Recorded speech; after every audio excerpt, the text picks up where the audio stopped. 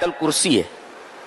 اگر کوئی آیت الکرسی پڑھ کر کے سو جائے تو اللہ تبارک و تعالیٰ ایک حفاظت کرنے والے کو اس کے اوپر مقرر کرتا ہے, وہ حفاظت کرتا ہے اس کی, اور صبح تک شیطان اس کے قریب نہیں آتا. یہ بخاری شریف کی ایک روایت سے ثابت ہے.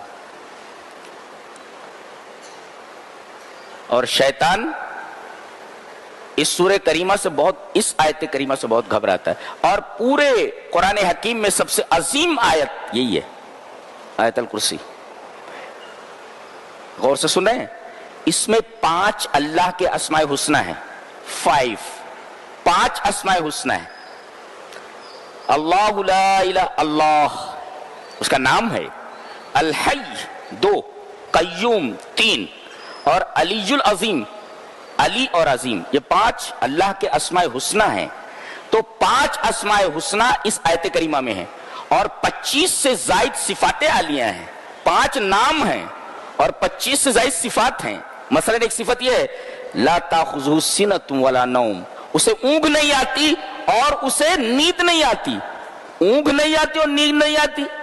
اونگ جو ہے یہ غفلت کی ابتدا ہے, اور نیند غفلت کی انتہا ہے. اللہ غفلت کی ابتدا سے بھی پاک ہے اور غفلت کی انتہا سے بھی پاک ہے.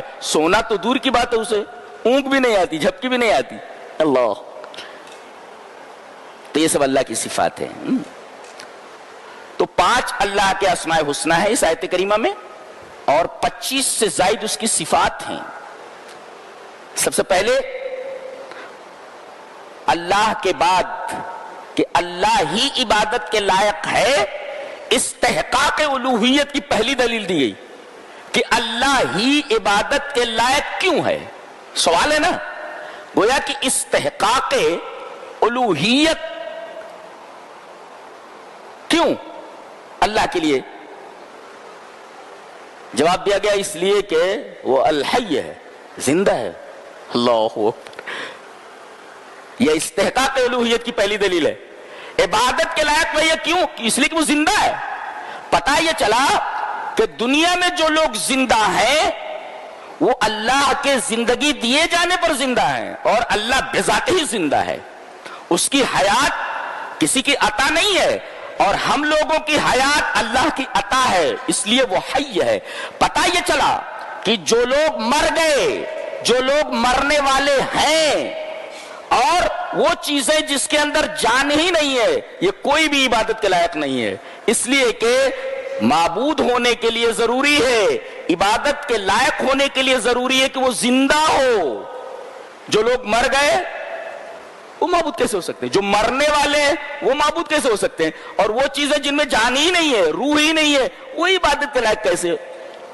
اللہ یہ بتائے. اس کے بعد دوسرا, اللہ کے بعد الحی یہ نام آیا, اور اس کے بعد القیوم. قیوم کا مطلب کیا ہے؟ زندہ, یہ تو سمجھ میں آیا. قیوم کا مطلب کیا ہے؟ اسی کی دی ہوئی زندگی سے ہم زندہ ہیں, اور اسی کے قائم کرنے سے ہم لوگ قائم ہیں. کائنات کی ہر شے اسی کے قائم کرنے سے قائم ہے. اس کو یوں سمجھاؤں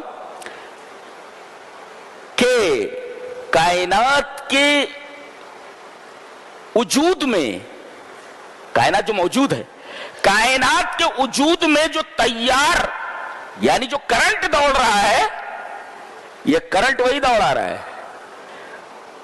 اور انقطع هذا التیار يتحول الكون الى صفر. اگر اللہ تبارک و تعالی اس کرنٹ کو کاٹ دے تو پوری کی پوری کائنات, پوری یونیورس زیرو ہو جائے گی.